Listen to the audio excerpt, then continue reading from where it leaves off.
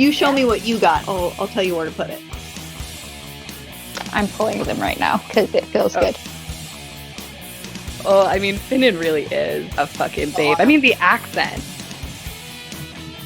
Welcome back, Pot Coven. We are in for a whole new four-part installment. This block, we are going to be diving into 3 well-known cults. So buckle up and be prepared for some crazy ass shit. Jasmine is starting off our 4-week block with the Mansons. Yep. We're starting with the Manson Family Cult. So, keeping it very cute, very fun right off the bat. So cute. So cute. So fun. Love this cult. I figured I'd do the Manson Family Cult since I'm from California. And it's a pretty iconic California cult. The Manson family was a group of people led by Charles Manson in the late 60s, early 70s in Southern California. So I'm going to answer some questions about the Manson family in the forthcoming episodes where we'll be talking about different cults. We will answer the same questions. So we've got 5 questions that we're going to work with. And I won't give you spoilers about the next 2 cults that will come after the Manson cult, but they're all very different. So it's going to be interesting to see how they differ. I also thought, just in general, doing a block about cults would be cool, seeing as, I don't know, right now as we're recording, we have 7 planetary bodies in Aquarius, and everyone's super excited for that, and I love that, but also just, be wary of cults, guys. Just continue to be wary of cults. They are out there. They're always out there, right? That's something we could discuss later, maybe. I've got some thoughts and opinions about cults. You got a big one in my head now, because it's some of these are really dangerous and manipulative, but then some of these don't start out very manipulative, and it's more we all have this same thought. Right. Why can't we? Well, shameless plug for the podcast that I'm on with Witchy Wisdom, Sean Engel, True Crime Astrology, is we did mini episodes in our birthday seasons about looking at our own birth charts and seeing what our serial killer or murderer story would be. And we decided that I was, a cult leader. And I started out believing it, and I even believe it all the way in the end, but it's a suicide cult and we all die. And so it happens. It absolutely happens. It happens in my imagination. Okay. So this cult is not like that. Definitely did not come from pure intention. So let's dive in. Question number 1 that I researched is, what is their core belief? And just right off the bat, it's wild. I'll read you my notes. According to Wikipedia, the family believed that Manson was a manifestation of Jesus Christ and that his prophecies were reliable concerning an imminent apocalyptic race war. He was a white supremacist who believed that Black people in America would rise up and kill all the white people, but that they were too dumb to lead, so Manson would serve as their quote-unquote master, and his family, in turn, would be saved. That was literally the core belief, right? So usually when working with cults, it's they start off let's live free and love and peace, and literally he's like, hey, guess what? Everyone's going to die. Wow. Okay. I actually did not know that at all about Manson, so okay. Holy shit. How do you feel? I feel a little shocked by it. That's a pretty, I mean, nothing's impossible, but at the same time, that's a pretty wild one. That's quite the thought. It is. Yeah. It's so interesting because, he gathered all of his followers he's starting in San Francisco, just getting all the hippies on Haight Street and in the Panhandle, and peace and love and all this, and yet as their family continued to grow and whatnot, and being manipulated by Manson, the number 1 people that they hated were the Black Panthers. It's just make it make sense, bro. Yeah, like everyone is equal. We're all people except fuck black people. Like what? Right. Excuse me, dummies. Right. Okay. All right. So they're also assholes. Yeah. Yeah. Yeah. So just wild right off the bat with their core belief. So question number 2 is, what is their book or their manifesto? Like do they follow a book? Do they follow a text? And what does that teach them? What is their manifesto? So this one, also buckle up if you are not familiar with the Manson cult, because it just gets weirder and weirder. So Helter Skelter was the name eventually given to the above scenario of what Manson thought would be the imminent race war. The scenario had already been something Manson had been preaching before the Beatles' White Album, where the song title Helter Skelter. So he'd already been preaching this race war. But then the Beatles' White Album came out while he was actually in prison. He spent most of his life in prison. But Manson felt a deep connection to that album. He believed that they were singing about what he had been preaching. Manson thought that the song Helter Skelter had a secret encoded message about where they would need to hide at the height of the race war. In fact, like, you can go on Wikipedia and you can look up all the different lyrics from the White Album that he believed were speaking to him and his beliefs. It's wild. Manson and his family too had decided to create an album encoded with messages about the future they believed was coming. So part of this whole thing is that Manson wanted to be a famous musician, but could never get in Hollywood. And so he hated Hollywood. And yeah, the Beatles' White Album was his manifesto, was his Bible, essentially. What's interesting, because in their core belief, they believe Manson was the manifestation of Jesus Christ. And he convinces his disciples that they are the original disciples of Jesus Christ. And yet the Bible plays no role in their work, in their texts, and their beliefs, except for Revelations 9, which apparently there's a Beatles song called Revolution 9, and he makes all these parallels between it. It's very much, the meme from It's Always Sunny in Philadelphia. It very much has that energy where he's finding all these connections. Because even within the Beatles' White Album, he thinks that they're talking like straight up to him, like saying his name at certain points in time. Whoa. Yeah. Was he probably using a lot of acid in his early years? We are going to get into that very soon, but acid plays an incredibly prominent role in the story.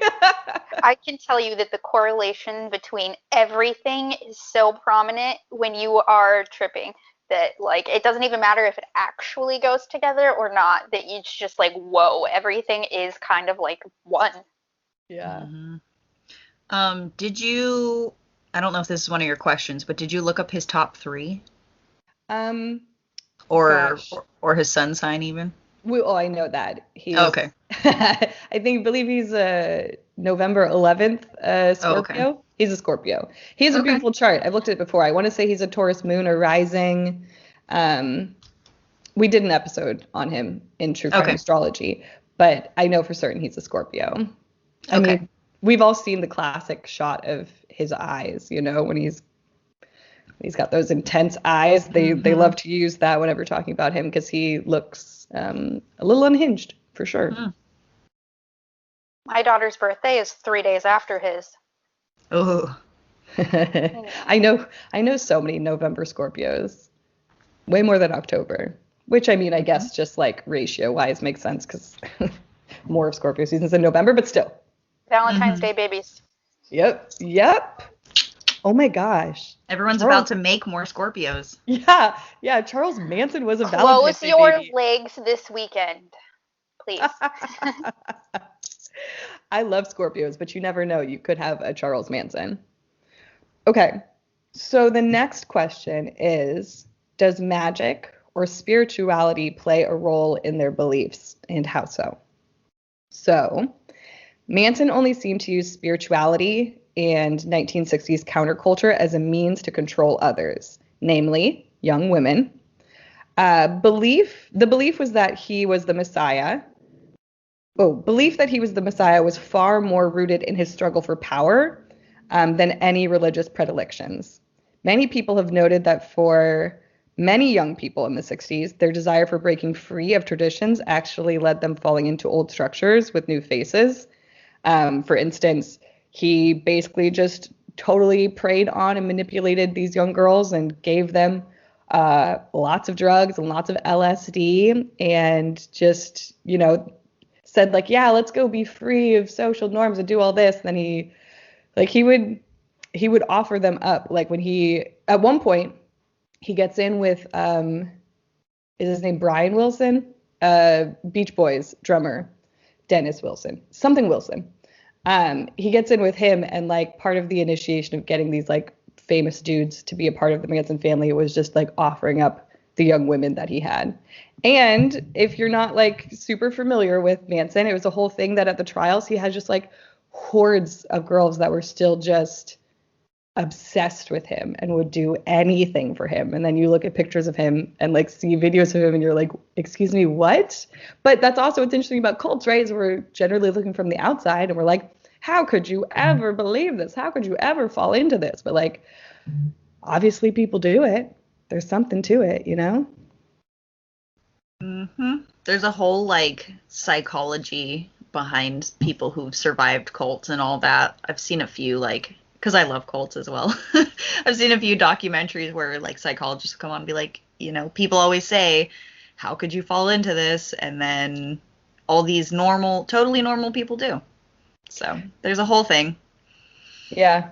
One of his followers was, because some of them are, more, what is the word I'm looking for? Just more vulnerable, more impressionable. And then, he gets this like very normal chick who's just like straight A student and in the marching band and all this stuff. And then she's like, yeah, fuck it. No, I'm going to go join the Manson family cult. There's some allure to it about leaving society, which I think, which is why we're all interested in cults and joke about being cult leaders, because of course that's desirable. Society is not exactly a beacon of joy for any of us. Not to be a downer. But we also don't want to be on the bottom of this. We want to be like in charge of what's going on so it doesn't end up against us. Right. Okay, so the next question is, what were their spiritual practices? So drugs were the spiritual practice, namely LSD. So he once spent a month with this unorthodox church called the Fountain of the World.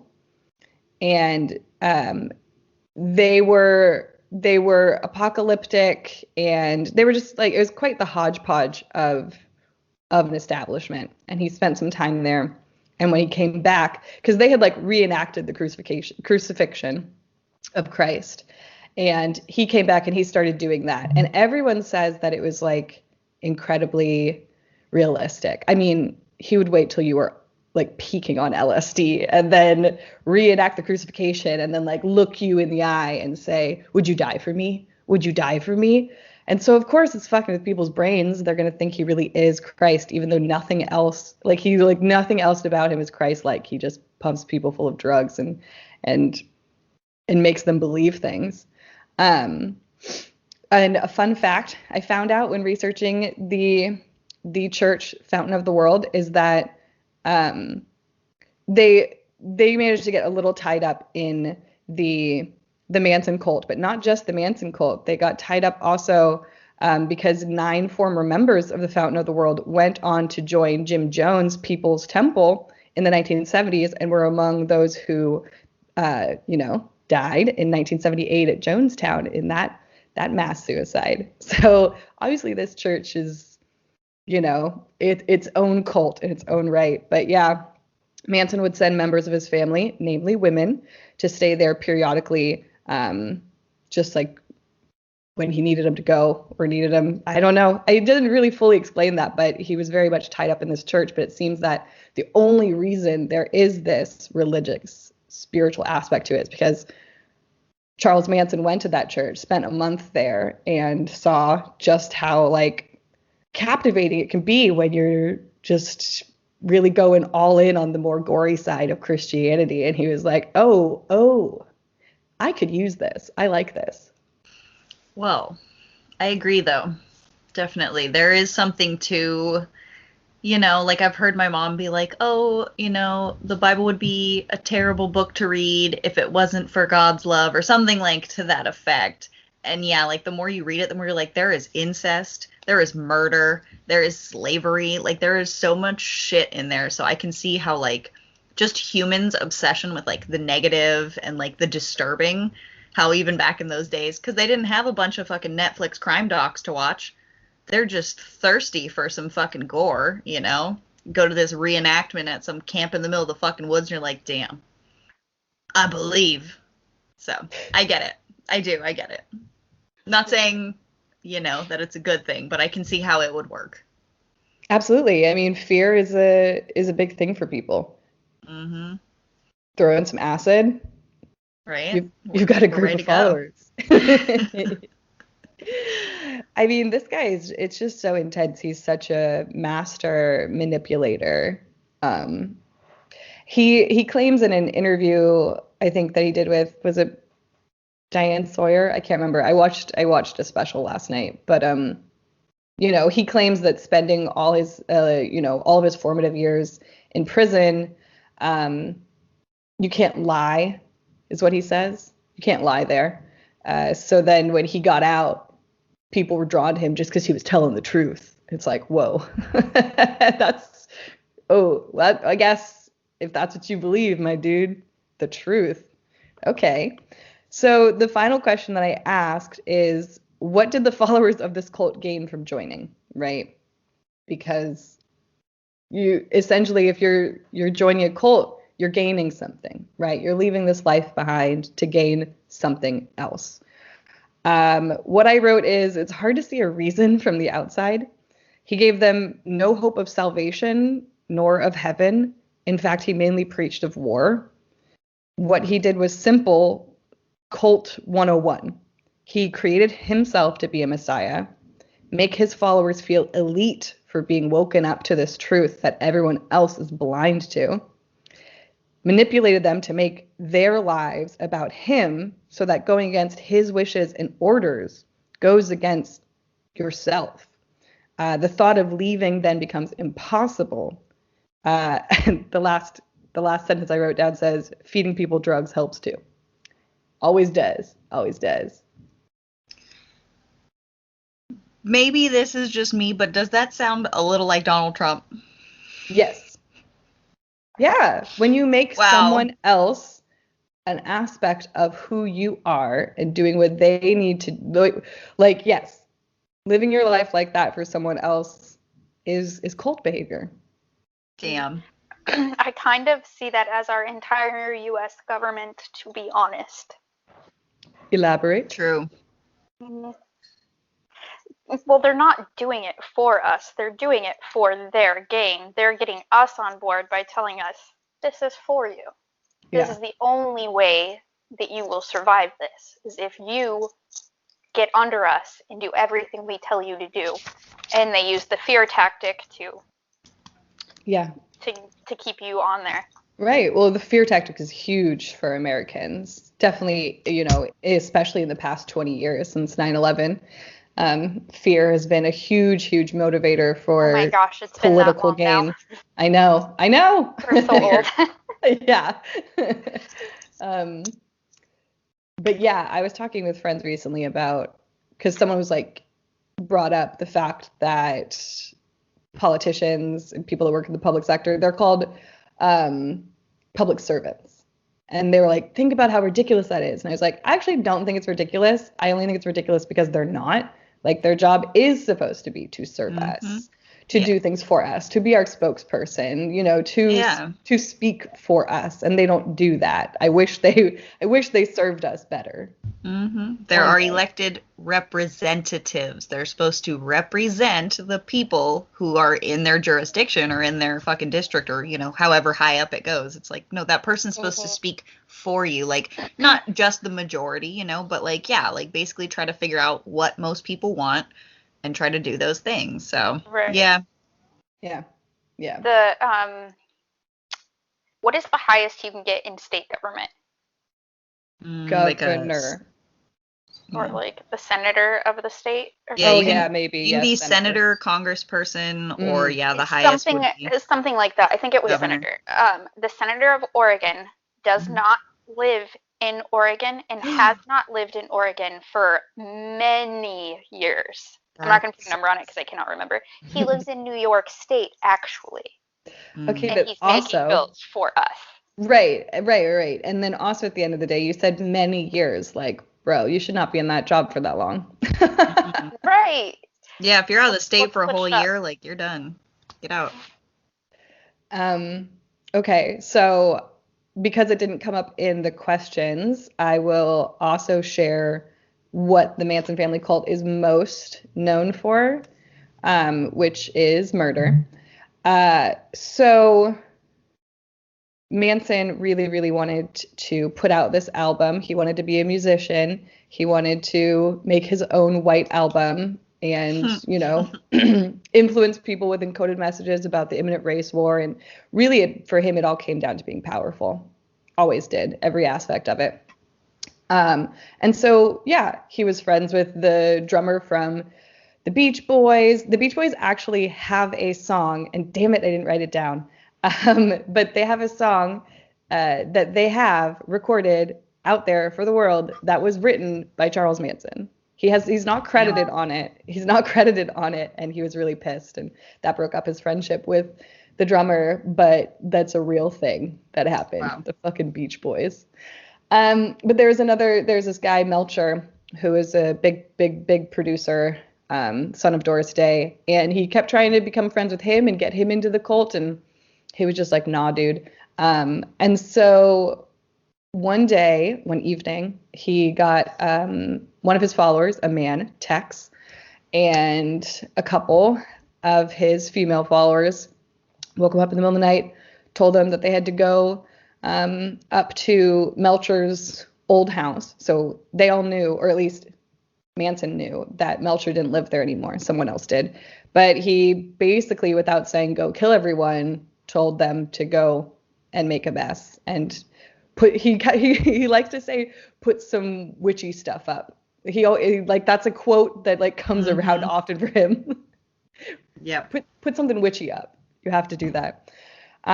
So yeah, they went up to that house, and that's where Sharon Tate was living with her husband, Richard Polanski. And he wasn't there. She was there with a couple friends because she was 8.5 months pregnant, and they killed her and all of her friends. And they wrote stuff like they wrote in blood pigs and piggies, which is both a reference to the White Album and them what they were trying to do with that is actually start the race war by making it seem like the Black Panthers has done it. That's why they were also using the word pigs and piggies. Yeah, that was what they thought. What's interesting though is after doing that, which was horrible, and obviously it was a jab towards Hollywood, which he hated Hollywood because he wanted the power of being in Hollywood, but he just wasn't able to get in there like he wanted to. They also killed a couple, the LaBianca family, in their home, but it's just because they just chose that home for no other reason than it was next to a house that they used to party at. But they did the same thing, wrote piggies, put symbols on the walls, and that is what they're most known for. That's not even the only people they killed. They've killed actually probably 12 people total. But eventually they found Manson at Spawn Ranch. They arrested him. He carved an X into his forehead right between his eyes. And so then all of his followers, I can't remember if they actually followed suit by cutting it, but they would draw it. And eventually he turned the X into a swastika because white supremacy. Why not? Ew. Yeah. So he's fucking got that shit to this day. Well, not to this day. He died in 2017. And then, the three main women, Krenwinkel, Van Houten, and can't remember the third one, they went on trial because they were the ones who actually did it, along with Tex Watson. They all went to jail. They all spent a long time in jail. Some of them are dead. Some of them are living. But yeah, I mean, he would just have them do these things. It was very interesting with the Manson girls. They're always called the Manson girls. Some of them were very young. Like there was a 14-year-old that was in the family that he like actively had sex with. Yeah, whole fucking thing.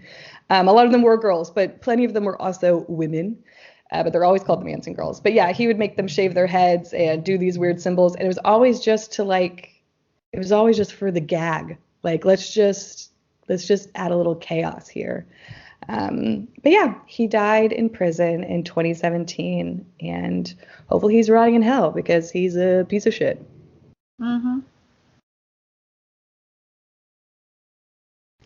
And that, my friends, is the Manson family cult. I'm having a case of the Mandela effect right now because I swear that Manson had gotten out of jail before he died. Nope. Yeah. Maybe okay. In another parallel universe you were living in previously. I guess so. Super weird. I mean, when he died in 2017, I remember thinking, oh, he was alive. So. Right. I feel like sometimes we're shown black and white images just so we think something happened a long time ago. Because I'm like, it really wasn't that long ago. I mean, I know it was like, it was obviously before we were born, but it wasn't that long ago. Like, come on. Right. Like my parents were dating at the time, It wasn't that long ago. Mm-hmm. Yeah, they definitely, I mean, that's also an issue with American history as well, putting stuff in black and white to make it seem like it was super long ago. Like we always get shown civil rights movement stuff in black and white. It's like, it was the 60s. Also, like we have technology, we can show it in color. It's a very strategic thing to do. Yes, it is. Interesting. So I'm wondering because I don't know why. So him having the women shave their heads, did he have any knowledge or understanding, or maybe taking from the secret society, the Vril, which I don't know if you know what that is. I don't know what that is, no. I'm not like super versed on it or anything, but it has to do with the Aryan race, and it was around during the Nazis.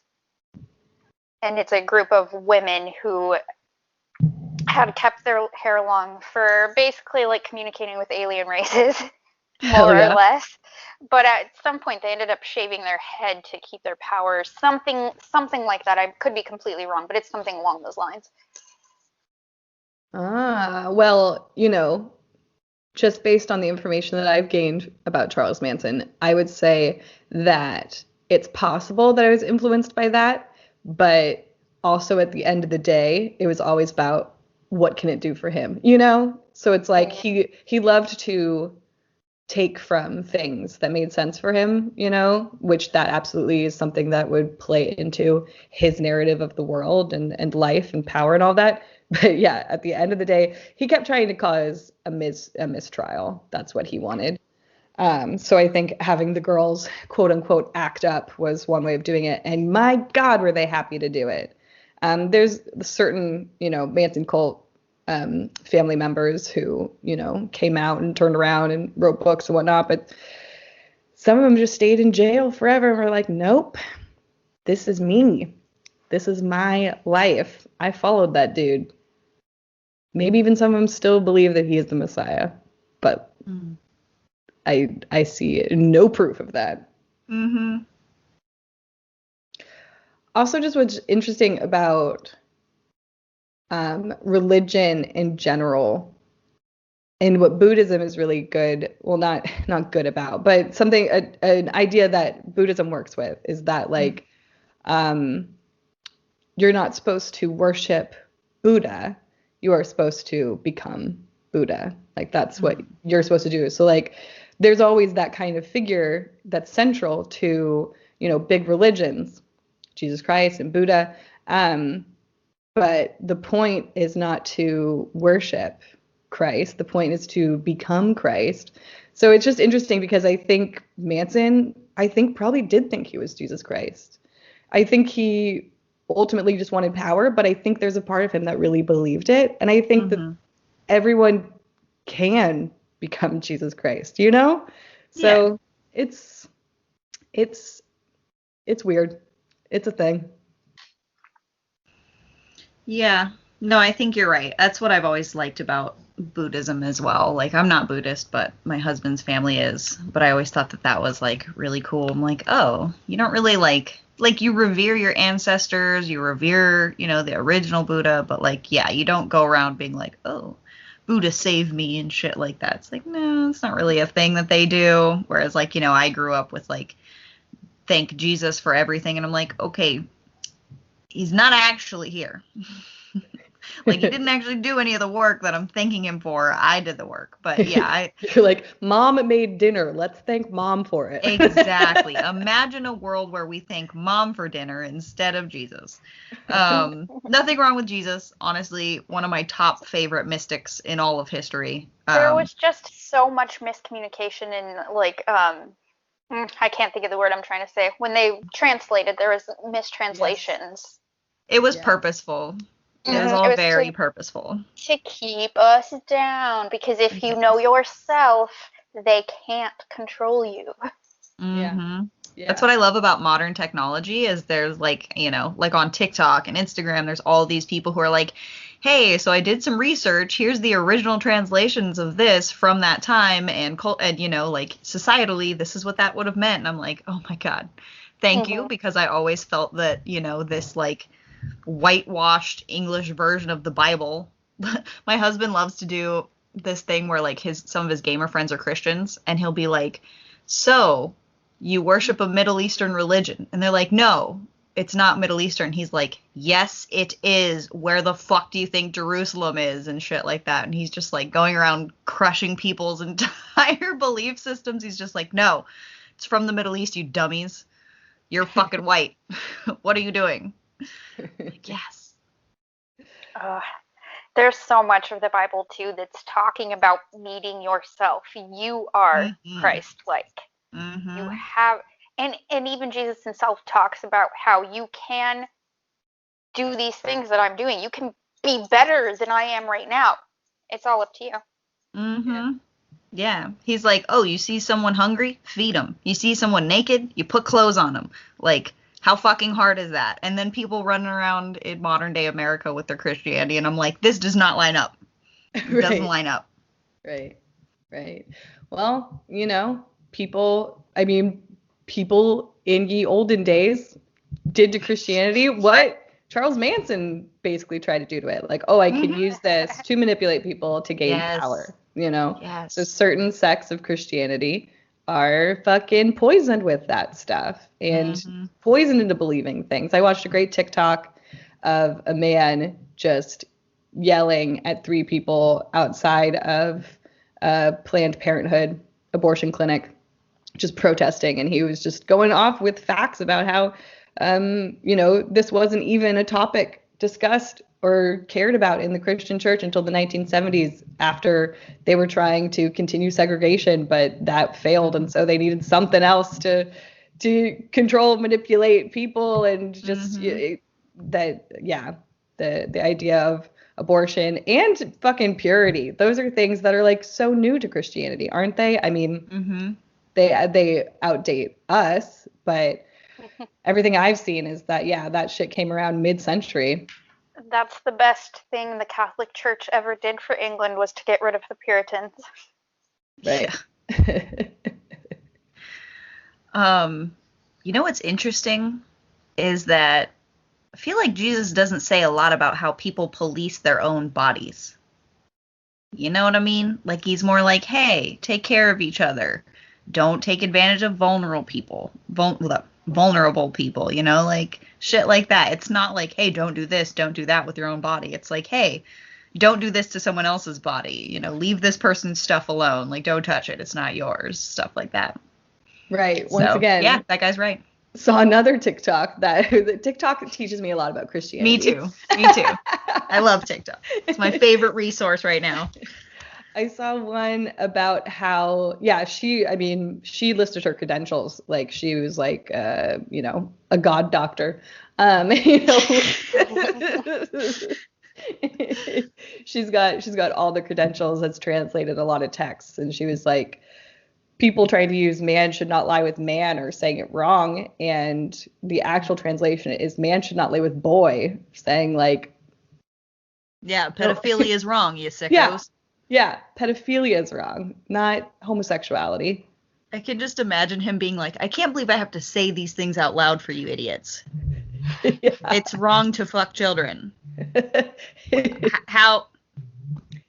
He's just trying to enjoy being in the astral realm right now as well. Just every now and then seeing what's going on Earth, and it's like, God damn, I gotta go back down, guys. Can some of you guys help me too? Come on. We're all going. We gotta go be incarnated again. Yep. And that's where our children are right now. Right.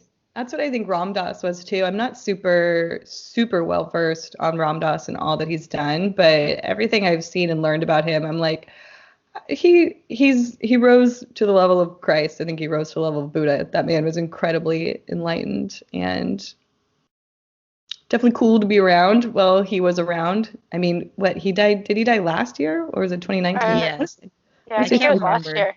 Yeah. But he was big on Maui. Like, people loved him, and I guess he lived here for a while, right. So it was a big deal on our island when it happened. Like, there was a bunch of memorials and stuff. But yes. But I mean, part of his coming into the journey of his Christ consciousness was drugs. It was LSD. So yeah, it's this interesting polarity where when it comes to Charles Manson, you use and abuse it in a way that benefits you, and some people use it and can wake up. It can really be that thing that wakes you up. I mean, drugs are drugs, man. They work for some people and not for others, right? It's all about your intentions. Well, and just your mind state anyway when you're going into using it. Some people just don't have the mental fortitude to even fathom. Yeah, and it can be like too hard. It can be too hard to do that. I mean, I did so many mushrooms when I was incredibly depressed. And I find that now when I'm not as depressed, I don't want to do mushrooms as much. Which now I'm just thinking out loud and spitballing out loud. I mean, maybe, because now when I want to do mushrooms, I only do a little bit, usually. Also because mushrooms are unpredictable. And sometimes you do a little bit and you have quite the trip. But a lot of times I feel very anxious going into it. But maybe part of that anxiousness is just because I used to do mushrooms when I was more depressed. But also, I think once again, I am just thinking out loud, which I don't usually do, but here we are on a podcast. Here are all my thoughts just coming out live. But I don't like getting that out of my reality anymore. You know, I kind of like being awake. Yeah. Yeah, no, I get it. So I can even relate that to alcohol, honestly. So I got drunk with my not really drunk. We had some peppermint schnapps and hot cocoa on New Year's with my family, and that was it. And then I didn't drink the entire month of January. And then come February 2nd, it's Taco Tuesday. We had margaritas, and then I had some gin when I went home, and we had a dance party, and it was fucking fantastic. But when I woke up the next morning, I was like, I don't remember how I got home. I know that we were having a lot of fun because before I went into the losing of my mind part, it was a lot of fun. Why can't I just do that without being shit-faced? Yeah. I know. I think also just as we get older, just meaning that we have more experience in doing this stuff, you know, which is probably why you didn't drink for so long after, you know, why there's been such a span in between. Because it's like you wake up the next day sometimes and you're just like, oh, no, that wasn't worth it. Like in 2020, here's my own anecdote and experience. In 2020, I was now full-time working for myself, and a lot of shelter in place was happening. So I wasn't really leaving my house very much. And so one of the few joys was being done with work, knowing that I was still just going to be in my house, having a few glasses of wine. And that was fairly regular for me in all of 2020. But now in 2021, at least, knock on wood so far, I really just haven't been drinking casually like that. And I do want to emphasize casually because I was drunk on Saturday, way more than I intended to be because someone didn't have dinner. I'm 30. I swear I'm an adult. Ella's so disappointed. So disappointed. You always eat before you drink, Jasmine. Always. I only ate 2 tacos that night and See? didn't really have lunch the day before. I was not Gotta planning keep on drinking eating. that much. Sometimes things just happen.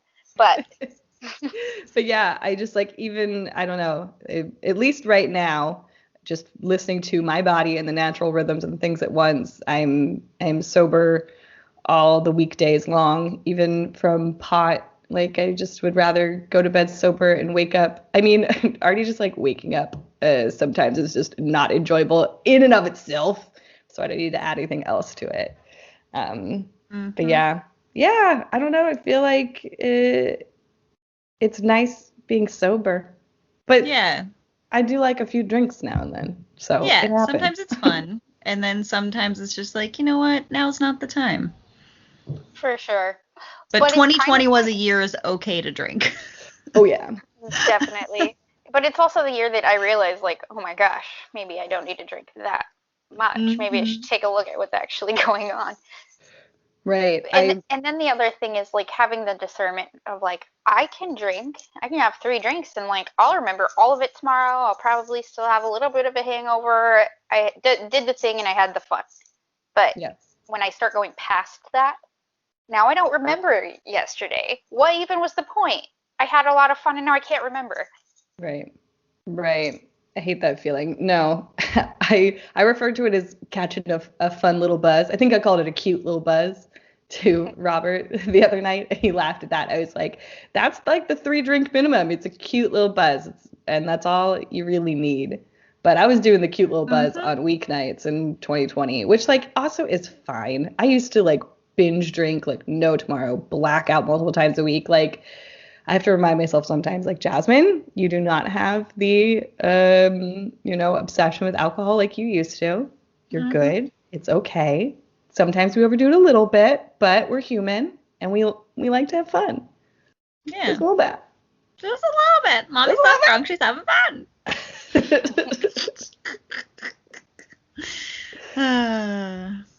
Well, guys. Yeah. Thank you for telling us about the Manson cult. That was very enlightening. Absolutely. Absolutely. Mercury's retrograde, okay, you guys? I can blame it on that. My tongue Blame got the stuck planets. in my mouth.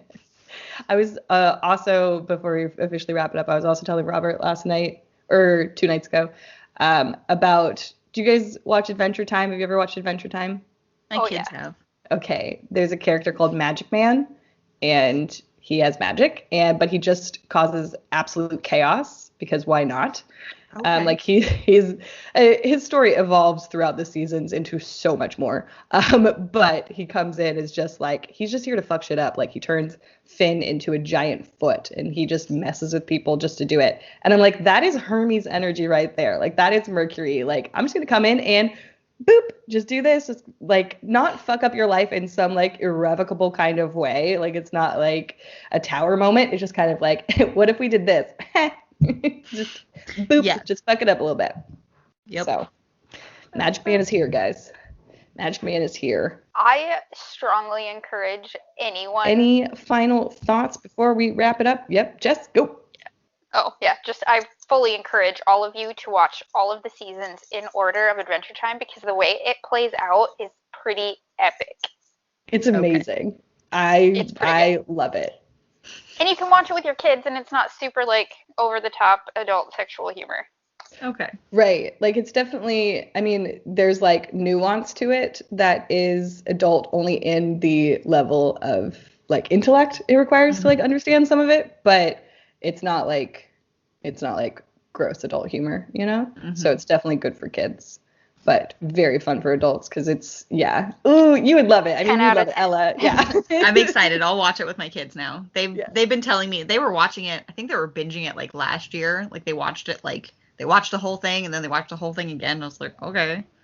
So I'll have them sit with me and watch it. Quick 15-minute episodes. I love that. That's my attention span. Yeah, it's great. All right, guys, you know where to find us on Instagram at Power of Three Podcast. You can also email us at Power of Three Witch Podcast. But any other ways you want to get in touch with us or find us, you can follow the link in our Instagram bio. This is our final block before we take a wee break. We are approaching our 2-year anniversary of the podcast. And so we are going to launch season 4 soon, which means we're going to be doing some stuff on the back end. Yeah, we are. We're taking a wee break in the back end. Yes, we are. Yes, we are. So some things might start to change a little bit around here, and we want to make sure to service you guys as best as we can. Service. Anyway, that's all to say that if you have any ideas or anything, like any places you want to see Power of Three Podcast, any stuff you want to see from us, definitely email us at powerof3witchpodcast@gmail.com. Because we're going to be revamping here in a few short weeks. And so we would love some feedback if anybody's got any. But yeah, catch us next week with another episode about a different cult. Catch you on the flip side. Bye-bye. Bye-bye.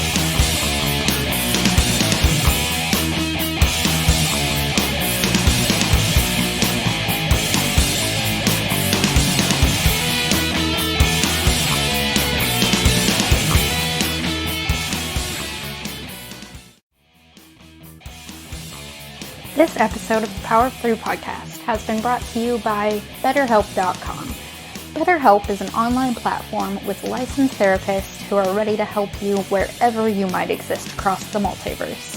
Now, you must be 18 years or older to use this service, and BetterHelp is not a crisis line, but you can start communicating with someone within 24 hours. They have financial aid available to qualifying individuals.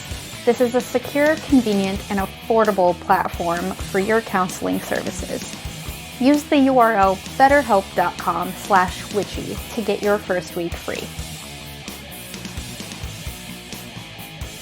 This episode is brought to you by Let's Get Checked at-home health testing system. Let's Get Checked is all about personal health testing, making healthcare and health screening open and patient-led, empowering people to use technology in a simple but powerful way, and giving greater control to their personal health. They have a range of tests including STD testing across all genders, fertility tests, celiac tests, general wellness, and more. Use the code WITCHY on letsgetchecked.com at checkout for 20% off your purchase. This Power of Three episode has been brought to you by Tonic Vibes CBD products. Tonic's original CBD blends are handcrafted in small batches with purposeful plant-based ingredients. Using herbs like ashwagandha and superfoods like black seed oil, Tonic elevates the benefits of CBD to create a powerful way to heal the body, calm the mind, and restore balance. Their hemp-derived CBD and botanical blends create a completely holistic method to help you feel your best and #FixYourVibe. Use code WITCHY at tonicvibes.com for 10% off your order. This episode of the Power of Three podcast is brought to you by Shock Rubs, because sex is magic. Shock Rubs is the first crystal sex toy company. Their sex toys are made from natural crystals that bring a sense of sacredness to your playtime. These beautiful handcrafted tools are created with the intention of opening oneself up to the healing properties that crystals provide. All toys are body safe, made from the earth, and provided with love. They create harmony in mind, body, and spirit, remove blocks caused by sexual trauma, create deeper intimacy with the self and with your partner, and even encourage self-awareness and mindfulness. So use the code WITCHYWISDOM on shockrubs.com at checkout for 10% off your purchase today.